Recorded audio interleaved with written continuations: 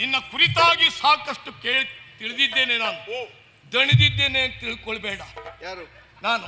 ನಿನಗೆ ಯಾಕೆ ಅಂತದ್ದು ಅನುಮಾನ? ಕೆಲವರಿಗೆಲ್ಲ ಮುದುಕರಿಗೆ ಹಾಗೊಂದಿರ್ತದೆ, ನನಗೆ ಪ್ರಾಯ ಆಗಿದೆ ಅಂತ ತಿಳಿಬೇಡಿ. ಅದು ಹೇಳುವುದು ಯಾಕೆ ಗೊತ್ತಾ? ಒಳಗಿಂದೊಳಗೆ ಹುಳ್ಳಗೆ ಅವರಿಗೆ ಇರುವ ಕಾರಣವೇ ಎಲ್ಲಿವೇ ಅಲ್ಲ, ಮತ್ತೆ ಉಂಟಾದಂತ ಸಂದರ್ಭ ಪರಿಸ್ಥಿತಿ ಅಂತದ್ದು. ದಣಿವು ನನ್ನ ಉಭಯ ಮಕ್ಕಳನ್ನ ಕೊಂದು ಕಳೆದು ನನ್ನ ಪಾಲಿಗೆ ಪುತ್ರ ಶೋಕವನ್ನು ತಂದವ ನೀನು. ಸಾಕಷ್ಟು ಮಾನಸಿಕವಾಗಿ ನಾನು ಬಳಲಿದ್ದೇನೆ, ದೈಹಿಕವಾಗಿ ದಣಿದಿದ್ದೇನೆ ಅಂತ ತಿಳಿಬೇಡ ಅಂತ ಹೇಳಿದ್ದೆ. ಇದು ಮತ್ತೆ ಈಗ ಸಂದರ್ಭದಲ್ಲಿ ಈಗ ನಾನೊಂದು ವಿಷಯ ಕೇಳ, ಈ ಮಾನಸಿಕವಾಗಿ ದಣಿದವರಿಗೆ ದೈಹಿಕವಾಗಿ ಬಲ ಇರ್ತದ? ಇರ್ತದೆ, ಇರ್ತದೆ. ಏನೋ ನನಗೆ ಅನುಮಾನ ಇಲ್ಲ. ಮನಸ್ಸು ಬೇರೆ, ಸರಿ ಇಲ್ಲದೆ ಇದ್ದವರಿಗೆ ಇದ್ದ ಬಲ ಏನಕ್ಕೂ ಪ್ರಯೋಜನಕ್ಕೆ ಬರುವುದು. ಅದು ಇದ್ದದ್ರಿಂದಲೇ ಎದ್ದು ಬಂದದ್ದಲ್ವೇನೋ. ಶರೀರದ ಕಡಿವಾಣ ಇರುವುದೆಲ್ಲಿ? ಮನಸ್ಸಿನಲ್ಲಿ ನಾನು ದುರ್ಬಲನಾಗಿದ್ದೇನೆ ಎಂದ ಕ್ಷಣದಲ್ಲಿ ದೈಹಿಕವಾಗಿ ತೊಂಡಿಯಾಗಿದ್ದೇನೆ ಅಂತ ನಿರ್ಣಯಕ್ಕೆ ಬರಬೇಡ. ತೊಂಡಿ ಮನೆಗೆ ಹೋಗ್ತಾನೆ ಅಂತ ನಿರ್ಣಯಕ್ಕೆ ಬರಬೇಡ. ನೀನು ಮತ್ತೆ ನೀನು ನೀನು ಮಾತಾಡುವಾಗಲೇ ನನಗೆ ಅರ್ಥ ಆಗಿದೆ, ಈ ಸಲ ನೀನು ಮನೆಗೆ ಹೋಗುವುದಿಲ್ಲ ಅಂತ. ನೀನು ಮಾತಾಡುವಾಗಲೇ ನನಗೆ ಗೊತ್ತ, ನೀ ಮನೆಗೆ ಹೋಗುವುದೇ ಇಲ್ಲ. ಮತ್ತೊಂದು, ನೀನು ಪೀಠಿಗೆ ಮಾಡಿ ಕಳಿಸಿಕೊಡುವಾಗ ನೀನು ಏನೇನು ಹೇಳಿ ಕಳಿಸಿದೀಯ ನಾನು ಕಿವಿಗೂ ಅರ್ಥ ಆಯ್ತಾ? ನಿನಗೆ ಅರ್ಥ ಆಗಬೇಕು ಅಂತ ಹೇಳಿದ್ದು ಸಾರ್ಥಕ ಆಯ್ತು. ಮತ್ತೊಂದು, ಪರಸ್ಪರ ಹೀಗಿದ್ರೆ ಮಾತ್ರ ಬೆಲೆ ಬರುವುದು, ಅಲ್ವಾ? ನೀನು ನಮ್ಮ ನೋಡ್ಬೇಕು ಅಂತ ಇತ್ತು. ಹೌದಾ? ನಾನು ಹಾಗೆ ಈ ಮುಖದಲ್ಲೇ ನೋಡುವಲ್ಲಿ ಎಷ್ಟಾಗ್ತದೆ ಅಂತ ಗೊತ್ತಿಲ್ಲ, ಮತ್ತೆ ಬೇರೆ ಮುಖ ಇಲ್ಲ. ನೀನು ಬಿಟ್ಟಂತ ಕಣೆಯನ್ನೆಲ್ಲ ಕತ್ತರಿಸಿ ಪ್ರತಿಯಾಗಿ ಕಣೆಯ ಮಳೆಯನ್ನೇ ಸುರಿಸಿದ್ದೇನೆ. ಇದು ರಾಮನ ತಮ್ಮ ಶತ್ರುಘ್ನ ಅಲ್ವಾ? ನಿನಗೆ ಪಂಥಾಹ್ವಾನವನ್ನು ಕೊಡ್ತಾ ಇದ್ದೇನೆ, ಎದುರಾಗು. ಇರಲು ಶ್ರೀರಾಮ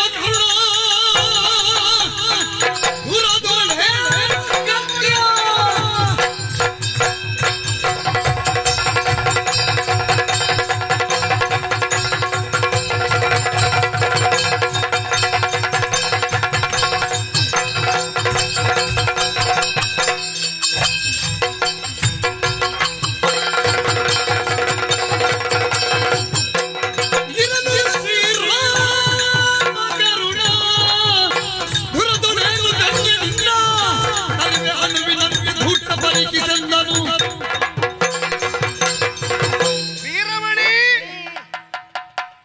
ಈ ಪ್ರದೇಶ ಎನ್ನುವುದು ಇಷ್ಟೂ ಪ್ರಭಾವಶಾಲಿಯಾಗಿದೆ ಎನ್ನುವುದು ನಾವು ಬಂದು ನಿಂತಾಗಲೇ ಗೊತ್ತಾದದ್ದು. ಹೊರಗಿಂದ ಹೊರಗೆ ಏನೂ ಪ್ರಚಾರ ಇಲ್ಲ, ಒಳಗಿಂದೊಳಗೆ ಏನೋ ಒಂದು ಮಾಡುವವರಿದ್ದಾರೆ. ನಮ್ಮ ಕುದುರೆ ಕಟ್ಟಿದಾಗ ನಮಗೆ ವಿಷಯ ಬಂತು, ಜ್ಯೋತಿರ್ಮೇಧದ ರಸ. ವೀರಮಣಿ, ಇಡೀ ಭೂಪಟವನ್ನು ಬಿಡಿಸಿದ್ರು ಎಲ್ಲಿಯೋ ಒಂದು ಚುಕ್ಕೆಯ ಆಕಾರದಲ್ಲಿ ಇರಬಲ್ಲ ನೀನು ನಮ್ಮ ಕುದುರೆಯನ್ನು ಕಟ್ಟಿ ಒಂದು ಹೆಸರಿಗೆ ಬಂದೆ. ಹೆಸರು ಬಂದದ್ದ ಮತ್ತೆಂಥದ್ದು? ಸುಮ್ಮನೆ ನಮ್ಮಂತವರ ಎದುರು ನಿತ್ರೆ ಹೆಸರು ಬಾರದೇ ಇದ್ದವರಿಗೂ ಬರ್ತದೆ. ಆದ್ರೂ ಅಂತ ತಿಳ್ಕೊ, ನಿಮ್ಮಂತವರ ಎದುರಿಗೆ ಬಂದು ನಿಂತ ಮೇಲೆ ಹೆಸರು ಬರುವುದಲ್ಲ, ನಿಮ್ಮಂತವರ ಎದುರಿಗೆ ಬಂದು ನಿಂತಿದ್ದೇವೆ ಅಂತ ಆದ್ರೆ ಹೆಸರು ಮಾಡಿಯೇ ಬಂದಿದ್ದೇವೆ ಅಂತಲೇ ಅರ್ಥ.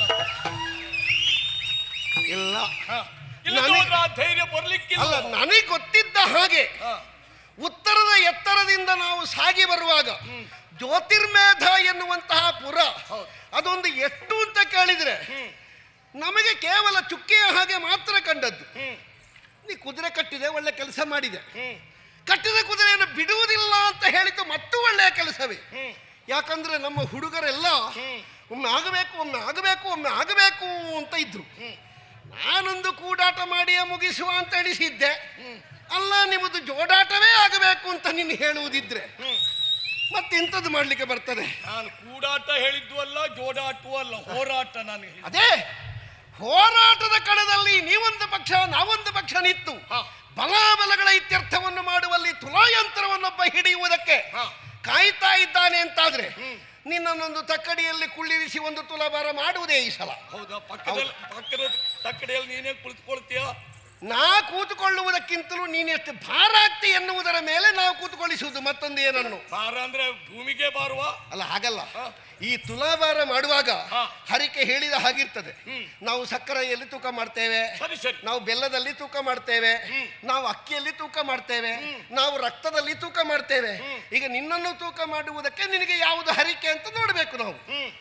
ಅದರಲ್ಲಿ ನಿನ್ನ ತುಲಾಭಾರ ಆಗುವುದು. ಈಗ ನೀನು ಕಳೆಯ ಮುರಿದು ಬೇಗ ವೀರಮಣಿಯು ಬಡನೃಪಾಲರ ಕದನ ಅಲ್ಲ ಅಂತ ನೀ ಹೇಳಿದೆಯಲ್ಲ.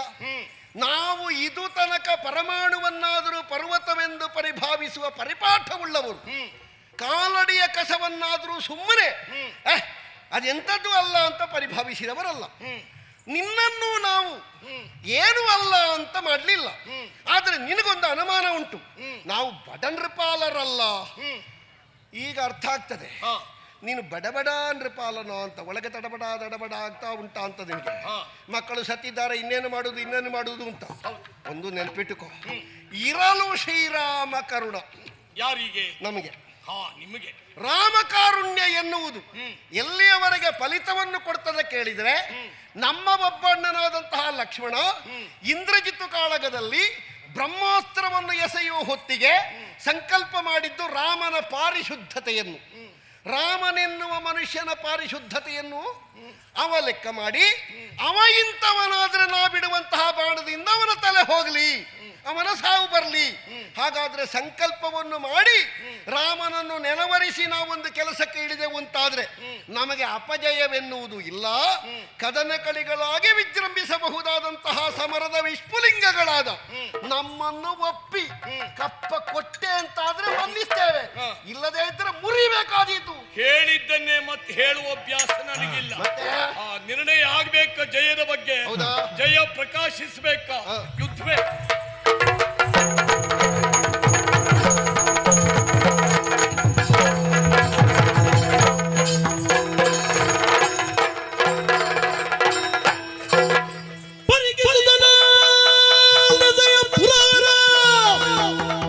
ಕೆರಳಿ ತೆಲ್ಲಿಗೆ ಪ್ರಬಲ ಸೇನೆಯು ಹೊರರೆ ಏನು ಆಶ್ಚರ್ಯ ವಿರುದ್ಧ ಹರಿದು ಬೇಗನೆ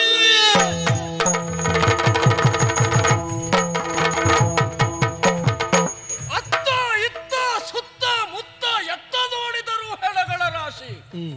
ಅಂದರೆ ಈ ಜ್ಯೋತಿರ್ಮೇಧದ ಲಯ ಎನ್ನುವುದು ತಪ್ಪಿದೆ ಎನ್ನುವುದೇ ಅರ್ಥ. ತಪ್ಪಿದ ಲಯ ಸರಿಯಾಗಬೇಕು ಅಂತಾದ್ರೆ ಲಯದಧಿಕಾರಿಯಾಗಿರುವಂತ ನಾನೇ ಹೋಗಬೇಕು. ಆ ಕಾರಣಕ್ಕಾಗಿ ಇಲ್ಲಿಯ ಅರಸನು ನನ್ನ ಮಾವನೂ ಆಗಿರುವಂತಹ ವೀರಮಣಿ ಯಾವ ರೂಪದಲ್ಲಿ ನನ್ನನ್ನು ಆರಾಧಿಸಿದ್ದರೋ ಆ ಪ್ರಕಾರವಾಗಿ ಸಾಕ್ತಾನೆ. ಏನಿ ಋಷಭನ ಚಂದ್ರ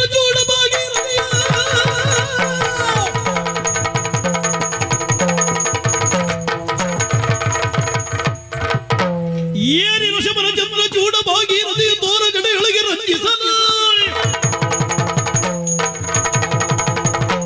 ಬಾರಿ ಶೂಲವ ಸರಿಸಿ ಜನ ಜನ್ಮ ವಸನದಳು ಬೋರನೈ ತಂದದ ಹವಕ್ಕೆ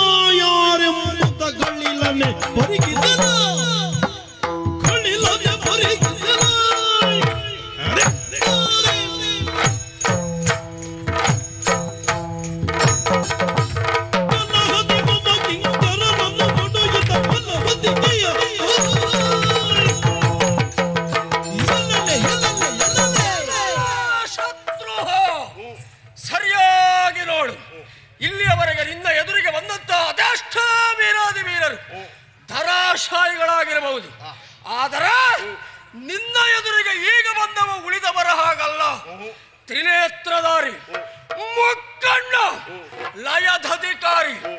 ಏಯ್, ನನ್ನ ಕಿಂಕರನಾಗಿರುವಂತಹ ವೀರಮಣಿಯನ್ನ ಕೊಂದು ಮುಗಿಸಿದೆಯಲ್ಲ, ಯಾಕೆ ಕೊಂದ ಹೇಳು? ಅರಿತೇನೆ ನಿನ್ನದು ಶ್ರೀರಾಮನ ಅರಿತೇನೆ.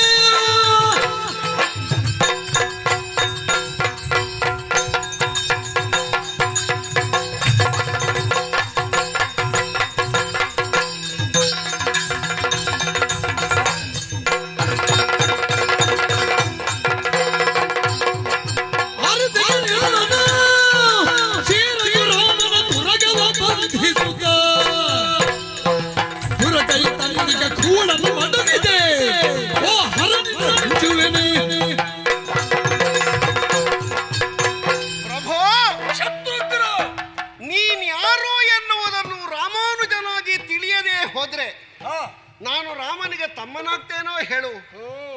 ನೀನಿಲ್ಲಿದ್ದಿ ಎನ್ನುವುದು ನಮಗೆ ಗೊತ್ತಿದೆ, ಹೀಗೆ ಬರ್ತಿ ಅಂತ ಕಲ್ಪನೆ ಇರಲಿಲ್ಲ. ಏನು ಮಾಡೋಣ, ನನಗೂ ಮೊದಲೇ ಬರಬೇಕು ಅಂತಿತ್ತು. ಕರೆಯುವವರು ಯಾರೂ ಇರಲಿಲ್ಲ.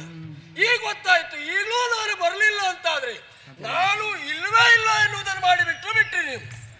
ಹಾಗಾಗಿ ಈಗ ಬಂದೆ. ಪ್ರಭು, ಕರೆದ್ರೂ ಬರುವವರಿಲ್ಲ, ನೀನು ಕರೆಯದೇ ಬಂದಿದ್ದೇನೆ ನಿಜವಾಗಿ. ರುದ್ರ, ಹೌದು, ಹಾಗೆ ಬಂದಿದ್ದೇನೆ. ಪ್ರತಿಯೊಬ್ಬರ ಕಣ್ಣೀರನ್ನು ಒರೆಸುವ ರುದ್ರ ಅಂತ ನಮಗೆ ಗೊತ್ತಿರುವುದು. ಅಂತಹ ನೀನು ಪ್ರಳಯ ಭಯಂಕರನಾಗಿ ನಿಂತದ್ದನ್ನು ಕಂಡಾಗ ಪರಮ ಆಶ್ಚರ್ಯವಾಯಿತು ಪ್ರಭು. ಆದ್ರೊಂದು ಮಾತು ಹೇಳಿದೆ, ಮಮ ಕಿಂಕರನ ಮಡುಹಿದೆ. ಯಾಕೆ? ಸತ್ಯವಾಕ ಸತ್ಯ ಸಂಕಲ್ಪ ಸ್ವರೂಪನಾಗಿರುವಂತಹ ನಿನಗೆ ಮಮ ಸಂಕುಚಿತವಾದ ಭಾವದಿಂದ ನೀನು ಕಾಣುವವನೇ, ಕಾಣಬಹುದೇ, ಕಾಣುತ್ತೀಯ? ನಿನ್ನದ್ದು, ನಿನ್ನವ, ಈ ಪ್ರಪಂಚವೇ ನಿನ್ನದ್ದಲ್ವ ಪ್ರಭು. ವ್ಯೋಮಕೇಶನಾದ ನೀನು ಜಗತ್ತಿಗೆ ಆಧಾರಭೂತನಾಗಿ ಸ್ಥಾನವಾಗಿ ನಿಲ್ಲುವವ ಅಂತ ನಾವೆಲ್ಲ ತಿಳಿದ ಸತ್ಯ. ಅಂತಹ ನೀನೇ ಕೇವಲ ವೀರಮಣಿಯನ್ನು ನನ್ನವ ಅಂತ ಒಪ್ಪುವುದಿದ್ರೆ ನನ್ನನ್ನು ಪ್ರತಿರೋಧಿಸ್ತಿ ಎನ್ನುವಲ್ಲಿ ಬೇರೆ ವ್ಯಾಖ್ಯಾನ ಬೇಕಾ? ಹಾಗಾದ್ರೆ ಅವ ಸತ್ತದ್ದು ಯಾಕೆ? ತಮ್ಮಲ್ಲಿ ಒಂದು ಮಾತು ಕೇಳಲೇ ಪ್ರಭು. ರಾಮಾಶ್ವಮೇಧದ ಕುದುರೆ ಬಂತು, ಆ ಕುದುರೆಯನ್ನು ಕಟ್ಟುವಾಗ ತಮ್ಮಲ್ಲಿ ಮಾತು ಕೇಳಿದನೆ, ಅವ ಕೇಳಲಿಲ್ಲ. ಹಾಗಾದ್ರೆ ಕೇಳದೆ ಕಟ್ಟಿದವ ಮಾಡಿದ ಅಹಂಕಾರಕ್ಕೆ ಸರಿಯಾಗಿ ಸತ್ತಿದ್ದಾನೆ ಅಂತ ಒಂದು ಸಮಾಧಾನವನ್ನು ಪಡಬಹುದಲ್ಲ. ನಮ್ಮ ಕುದುರೆಯನ್ನು ಕಟ್ಟಿದ, ವೀರೋಚಿತವಾದಂತಹ ಕದನವನ್ನು ಕೊಟ್ಟ, ಕದನ ಕಣದಲ್ಲಿ ತನ್ನದ್ದಾಗಿರುವಂತಹ ತಲೆಯನ್ನು ಅರಿಗಳ ಕೂರ್ಗಣೆಗೆ ಮಾರಿದ. ವೀರನಾದವ ಸಮರ ಸಹಿತ ಮರಣ ಸಹಿತವಾದಂತಹ ರಣಕ್ಷೇತ್ರದಲ್ಲಿ ಸತ್ತದ್ದಕ್ಕೆ ಅವನೇ ಹೊಣೆಗಾರನಾಗ್ತಾನೆ ಬಿಟ್ಟರೆ ಬೇರೆ ಯಾರು ಕೇಳುವುದಕ್ಕಿಲ್ಲ. ಈಗ ಇದ್ದ ನಿನ್ನಲ್ಲಿಯೂ ಕುದುರೆ ಕಟ್ಟುವಾಗ ಕೇಳಲಿಲ್ಲ, ಯುದ್ಧದಲ್ಲಿ ಮಕ್ಕಳು ಸತ್ತಾವಾಗಲೂ ನಿನ್ನನ್ನು ಕರೀಲಿಲ್ಲ, ತಾನೇ ಯುದ್ಧ ಮಾಡಬೇಕಾದ ಸಂದರ್ಭ ಬಂದಾವಾಗಲೂ ನಿನ್ನನ್ನವ ಕರೀಲಿಲ್ಲ, ಕೂಗಲಿಲ್ಲ, ಕೇಳಲಿಲ್ಲ. ಮತ್ತವ ಸತ್ತದಕ್ಕೆ ನೀನ್ ಯಾಕೆ ಪ್ರಭು ಸಿಟ್ಟುಕೊಳ್ಳುವುದು? ನನಗೆ ಹೊಣೆಗಾರಿಕೆ ಉಂಟು. ಎಂತದ್ದು ಅಂತ? ಅವ ಹೊಣೆಗಾರಿಕೆ ತಪ್ಪಿದ್ದಾನೆ ಎನ್ನುವುದರ ಅರ್ಥ ನಾನು ಹೊಣೆಗಾರಿಕೆಯನ್ನು ಬಿಟ್ಟಿದ್ದೇನೆ ಅಂತಲ್ಲ.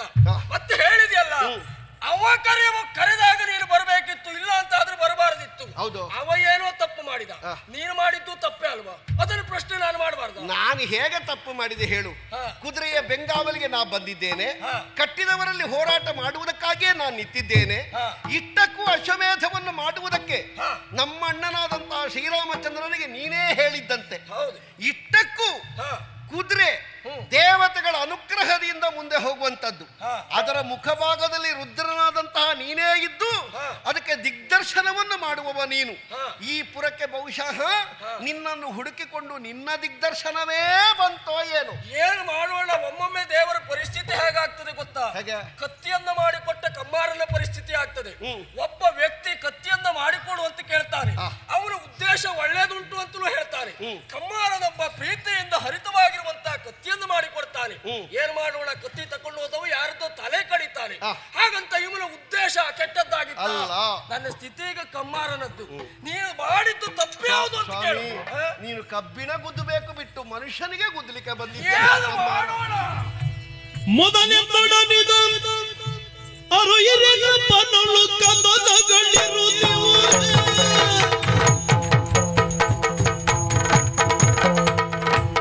ತೊಂಗದಿ ಕುತಕತೆ ತೊಂಗದಿಲ್ಲ ತೊಂಗದಿ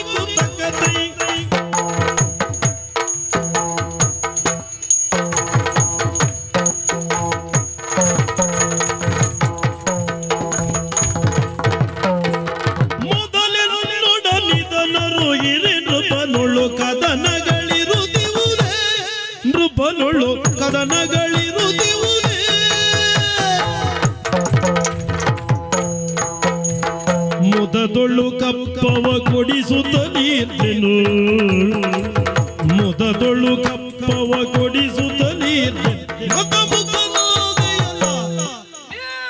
ಮದ ಮುಖನಾದೆಯಲ್ಲ ಮುದದೊಳ್ಳು ಕಪ್ಪವ ಕೊಡಿಸುತ್ತ ನೀರ್ತೆನು ಮದ ಮುಖನಾದೆಯಲ್ಲ ಮದ ಮುಖನಾದೆಯಲ್ಲ. ಹಾಗಾದ್ರೆ ನೀನು ಮಾಡಿದ ತಪ್ಪ್ಯಾವುದು? ಯಾವುದು? ಹೇಳಿದ್ಯಲ್ಲ, ವೀರಮಣಿ ನಿನ್ನನ್ನು ಕರೀಲಿಲ್ಲ. ಹೌದು. ಹೌದು, ನಾನು ಬರಲಿಲ್ಲ. ಅವ ಏನೋ ತಪ್ಪು ಮಾಡಿದ, ತಪ್ಪಿಗೆ ಶಿಕ್ಷೆಯನ್ನು ಅನುಭವಿಸಿದ. ನೀನು ಮಾಡಿದ ತಪ್ಪಿಗೆ ಶಿಕ್ಷೆ ಆಗುವುದು ಬೇಡವಾ? ನಾನೇನ್ ತಪ್ಪು ಮಾಡಿದೆ? ಏಯ್, ನೋಡು ಮೊದಲು ನೀನು ನನ್ನಲ್ಲಿ ಹೇಳಬೇಕಿತ್ತು. ಏನಂತ? ಈ ಸ್ಥಳದಲ್ಲಿ ಶಿವ ಸಾನ್ನಿಧ್ಯ ಇದೆ ಎನ್ನುವುದು ನಿನಗೆ ಗೊತ್ತಿರ್ಲಿಲ್ವಾ? ಗೊತ್ತಿದ್ದಲ್ವಾ ಸಂಧಾನ ಮಾಡಿದ್ದು? ಯಾರೊಟ್ಟಿಗೆ ಸಂಧಾನ ಮಾಡುವುದು? ವೀರಮಣಿಯಲ್ಲಿ. ಏಯ್, ವೀರಮಣಿಯ ಒಟ್ಟಿಗೆ ಮಾಡಿದೆ. ಅವ ಒಪ್ಪಲಿಲ್ಲ. ನಿಜವಾಗಲ್ಲೂ ಅಷ್ಟು ಮಾತುಕತೆಯವೇ ಆಡಿತ್ತು. ಸುಮ್ಮನೆ ನೀವು ನನ್ನಲ್ಲಿ ಬಂದಿದ್ರಿ ಅಂತಾದ್ರೆ ಇಷ್ಟು ಎಷ್ಟೋ ಪೂರ್ವದಲ್ಲಿ ನಾನು ಮುಗಿಸಿಕೊಡ್ತಿದ್ದೆ ಸ್ವಾಮಿ. ಅವನಿಂದ ಕಪ್ಪವನ್ನು ಒದಗಿಸಿಕೊಡ್ತಿದ್ದೆ. ಲೌಕಿಕ ಅಂತ ತಿಳಿಬೇಡ, ಸಾಮಾನ್ಯರಿಗೂ ಅರ್ಥ ಆಗುವ ಹಾಗೆ ಒಂದು ಉಪಮಾಲಂಕಾರ ಕೊಟ್ಟು ಬಿಡ್ತೇನೆ. ತೊಂದರೆ ಇಲ್ಲ. ಒಬ್ಬನ ಜಾಗದಲ್ಲಿ ನಾಗಬನ ಇರ್ತದೆ. ನಮಗೆ ಸೇರಿದ ನಾಗ ಆದ್ರೂ ಅವನ ಜಾಗಕ್ಕೆ ಹೋಗಬೇಕಾದ್ರೆ ಅವನ ಪರವಾನಿಗೆ ಬೇಡುವ ಸ್ವಾಮಿ. ಹೌದೌದು. ನಮ್ಮ ಕುಟುಂಬದ ನಾಗ ಅಂತ ಒಟ್ಟು ಬೇಲಿ ಮುರಿದು ಒಳಗೆ ಹೋಗ್ಲಿಕ್ಕೆ ಆಗ್ತದ? ಹಾಗೆ ಸರ್ಪಭೂಷಣನಾದಂತಹ ನೀನು ಒಳಗಿದ್ದಿ, ಆದ್ರೆ ಅವನ ಕೋಟೆಯೊಳಗಿದ್ದಿ. ಅವನ ಮನೆಯೊಳಗೆ ಕೂತ ನಿನ್ನನ್ನು ನಾವು ನೆನಪು ಮಾಡಿಕೊಂಡೇ ಸಂಧಾನಕ್ಕೆ ಕಳಿಸಿದ್ದು. ಸಂಧಾನದಲ್ಲಿ ಅವ ವಿಫಲನಾದ ಅಥವಾ ಸಂಧಾನಕ್ಕೆ ಅವ ಒಪ್ಪಲಿಲ್ಲ ಅಂತ ಆಗುವಾಗ ಕಾಳಗ ಪ್ರಾರಂಭ ಆಗುವಾಗಲಾದ್ರೂ ನೀನು ಬರಬೇಡ್ವಾ? ಭಕ್ತವತ್ಸಲನಾದ ನೀನು, ಭಕ್ತಾದೀನಂತೂ ದೈವತ, ದೇವರಿರುವುದು ಭಕ್ತರಿಗಾಗಿ. ಭಕ್ತರು ಪ್ರಸನ್ನತೆಗೆ ಬೇಕಾಗಿ ಭಗವಂತನನ್ನು ಪ್ರಾರ್ಥಿಸುವುದು ಸರಿ. ನೀನು ಒಳಗೆ ಕೂತ್ಕೊಂಡು, ಈಗ ನೀನು ಕೈಲಾಸದಲ್ಲಿ ಇರ್ತಿದ್ರೆ ಬೇರೆ ವಿಷಯ. ಇಷ್ಟಕ್ಕೂ ನಮ್ಮಣ್ಣನಾದ ಶ್ರೀರಾಮಚಂದ್ರಲ್ಲಿ ಅಶ್ವಮೇಧ ಮಾಡು ಅಂತ ಹೇಳಿದ್ದು ನೀನು, ಕುದುರೆಯ ಮುಖದಲ್ಲಿ ಇರುವುದು ನೀನು. ಹೌದು. ಹಾಗಾದ್ರೆ ಇಷ್ಟೆಲ್ಲ ನಾವು ಪ್ರಾಶಸ್ತ್ಯ ಪ್ರಾಮಾಣ್ಯವನ್ನು ಕೊಟ್ಟು ಪ್ರಧಾನತೆಯಿಂದ ನಡ್ಕೊಂಡ್ರು ನೀನು ಒಳಗೆ ಕೂತು ವೀರಮಣಿ ಸತ್ತಾವಾಗ ರುದ್ರಭಯಂಕರನಾಗಿ ಎದ್ದು ಹೀಗೆಲ್ಲ ಹೇಳುವುದು ಸರಿಯಾಗ್ತದ ಪ್ರಭು? ನಿನ್ನ ತಪ್ಪಿದ್ದು ಎಲ್ಲಿ ಅಂತ ಕೇಳಲ್ಲ ನಾನು. ಎಲ್ಲಿ? ನಾಗಮನ ಎನ್ನುವಂತ ಸ್ಥಳದ ಯಜಮಾನನಾಗಿರುವಂತ ಮನುಷ್ಯನಲ್ಲಿ ನೀ ಕೇಳುವುದಕ್ಕೆ ಮುಂದಾದ ಬಿಟ್ರೆ ಅಷ್ಟು ಮಾಡುವ ಪೂರ್ವದಲ್ಲಿ ನಾಗರಿಗೊಂದು ಕಾಯಿ ಇಡಬೇಕು, ತೆಗೆದಿಡಬೇಕು ಎನ್ನುವುದನ್ನು ಮರೆತು ಬಿಟ್ಟು. ಅಯ್ಯೋ, ಕಾಯಿ ನಾವು ಒಳಗೆ ತೆಗೆದಿಟ್ಟಿದ್ದೇವೆ. ಎಲ್ಲೋ ತೆಗೆದಿಟ್ಟದ್ದು ಈ ಸ್ಥಳದ ನಾಗರಿಕ ಬರುವುದಿಲ್ಲ. ಈ ಸ್ಥಳದ ನಾಗರಿಕ ಬರಬೇಕು ಅಂತ ಆದ್ರೆ ಇಲ್ಲಿ ಯಾವ ನಾಗ ಉಂಟು ಅದಕ್ಕೆ ತೆಗೆದಿಡಬೇಕು ಅನ್ನೋದು ಗೊತ್ತಾಗ್ಲಿಲ್ಲ. ಅದಕ್ಕೆ ತೆಗೆದಿಡಬೇಕು ಅಂತ ಯೋಚಿಸಿ ತೆಗೆದಿಟ್ಟಿದ್ದೇವೆ. ಆದ್ರೆ ಒಳಗೆ ಬರುವುದಕ್ಕೆ ನಮಗೆ ಅವಕಾಶ ಇಲ್ಲಲ್ಲ. ವೀರಮಣಿಯ ಬೇಲಿಯೊಳಗೆ ಇರುವ ನಾಗಮನ ಇದು. ಶಿವ ಸರ್ವವ್ಯಾಪಿ ಎನ್ನುವುದನ್ನು ನೀನು ಒಪ್ಪುವುದೇ ಹೌದು ಅಂತ ಆದ್ರೆ, ಸರ್ವವ್ಯಾಪಿಯೇ ನೀನು ಹೌದು ಅಂತಾದ್ರೆ ಮಮ ಕಿಂಕರ ಅಂತ ಎಂತದ್ದು? ಅದನ್ನೇ ನಾನು ಹೇಳುವುದು. ಸ್ಥಳದ ಯಜಮಾನರಿಗೆ ನೀನು ಕೇಳುವ ಬದಲು ದೇವರೇ ಇವ ಒಳಗೆ ಬರ್ಲಿಕ್ಕೆ ಬಿಡುವುದಿಲ್ಲ, ನೀನೇ ಏನಾದ್ರೂ ಮಾಡು ಅಂತ ಹೇಳಿದ್ರೆ ನಾನೇ ಬಾಗಿಲು ಮಾಡಿ ಕೊಡುವುದಿಲ್ವಾ? ಹೇಳಿಲ್ವಾ? ನಮ್ಮ ಕುದುರೆಯ ಮುಖದಲ್ಲೇ ನೀನಿದ್ದಿ, ಅಶ್ವಮೇಧ ಮಾಡುವುದಕ್ಕೆ ನೀ ಹೇಳಿದವ. ನೀನು ಗೊತ್ತಾಗುದಿಲ್ಲ ಒಳಗೆ ಕೂತವನಿಗೆ ನಮ್ಮ ರಾಮನ ಅಶ್ವಮೇಧದ ಕುದುರೆ ಬಂದಿದೆ, ವೀರಮಣಿ ಅದನ್ನು ಕಟ್ಟಬಾರದು, ಕಿಂಚಿತ್ ಕಪ್ಪವನ್ನು ಕೊಟ್ಟು ಕಳಿಸುವುದು. ಕಾಯದ ಬಲವೇ ಧರ್ಮದ ಬಲವಲ್ಲ, ಧರ್ಮದ ಬಲವೇ ಅಂತರಂಗದ ಬಲ. ಇದನ್ನು ಅರ್ಥ ಮಾಡಿಕೊಂಡು ವೀರಮಣಿಗೆ ಸ್ವಲ್ಪ ಹೇಳಬೇಡುವ ನೀನು? ಅಯ್ಯ, ಸೂಕ್ಷ್ಮಗ್ರಾಹಿಗಳು ಬೇರೆ, ಸ್ಥೂಲಗ್ರಾಹಿಗಳು ಬೇರೆ. ಸರಿ, ನೀನೇನು ಸೂಕ್ಷ್ಮಗ್ರಾಹಿಯಾಗಿ ಇಷ್ಟೆಲ್ಲ ಮಾತಾಡಬಹುದು, ಹೀಗಾಗಬಹುದಿತ್ತು ಹಾಗಾಗಬಹುದಿತ್ತು ಅಂತ ಹೇಳ್ಬಹುದು. ಆದ್ರೆ ನಮ್ಮ ವೀರಮಣಿ ಹಾಗೆಲ್ಲ ಕೇಳಿ ಆ ರೀತಿಯೆಲ್ಲ ಯೋಚನೆ ಮಾಡುವಂತ ಮಾಡಿದ್ಯಾ ನೀನು? ಅವ ಅಷ್ಟು ಯೋಚನೆ ಮಾಡುವುದೇ ಹೌದು ಅಂತ ಆದ್ರೆ ವರ್ಷ ಬಂದಾಗ ದೇವರೇ ಹೀಗೆ ಬಂದಿದೆ ಏನ್ ಮಾಡಬಹುದು ಅಂತ ಅವನ ಹತ್ರ ಕೇಳ್ತಿದ್ದ. ನೋಡಿ, ನಿಮಗೆ ಗೊತ್ತುಂಟು. ಅಯ್ಯೋ, ಅವನ ತಲೆ ದಪ್ಪ, ಅವ ಆಲೋಚನೆ ಮಾಡುವುದು ಕಡಿಮೆ, ಅವನಿಗೆ ಬುದ್ಧಿ ಕಡಿಮೆ ಅಂತ ನಿಮಗೆ ಗೊತ್ತುಂಟು. ಗೊತ್ತಿದ್ದು ಅವನನ್ನು ವಹಿಸಿಕೊಂಡು ಗೊತ್ತಿದ್ದೇ ಒಂದು ಹಂತ ಮುಗಿದ ಮೇಲೆ ಬಂದು ಅವನನ್ನ ಬದಿಗಿರಿಸಿ ನಿನ್ನ ಪ್ರಶ್ನೆ ಮಾಡುವುದಕ್ಕೆ ಹೊರಟಿದ್ದೆ. ಈಗ ನನ್ನನ್ನು ಪ್ರಶ್ನೆ ಮಾಡುವುದಾದ್ರೂ ನೀವು ಅನುಗ್ರಹಿಸಿದ್ರೆ ಸರಿ. ಯಾಕೆ ಕೊಂದೆ ಹೀಗೆಲ್ಲ ಮಾತಾಡಿದ್ರೆ ನಿಮ್ಮಲ್ಲಿಯೂ ನಾನು ಅದನ್ನೇ ಮಾಡ್ಬೇಕಾಗ್ತದೆ. ನಾನೀಗ ಬಂದದ್ದೇ ಯಾಕೆ ಕೊಂದೆ ಅಂತ ಕೇಳುವುದಕ್ಕೆ, ಮತ್ತೆ ತಿರುಗು ನೀನು ಪ್ರಶ್ನೆ ಮಾಡ್ತೀಯ ಅಂತ ಆದ್ರೆ ವೀರಮಣಿಗಾದ ಗತಿ ನಿನಗಾದಿತ್ತು ಸ್ವಾಮಿ.